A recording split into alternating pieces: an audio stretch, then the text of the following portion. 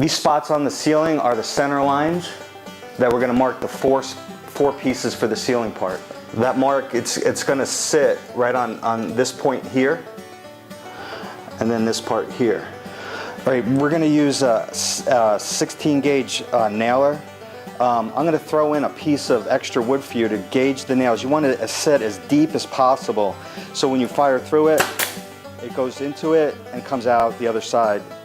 So the pressure is up as pretty much as high as it'll go, and you want to make sure this is set as deep as it'll go. And the process we're going to shoot in is we're going to scissor nail it like that into this edges. You don't want to nail into the face of it, but into these little areas here where it scissor nails like that.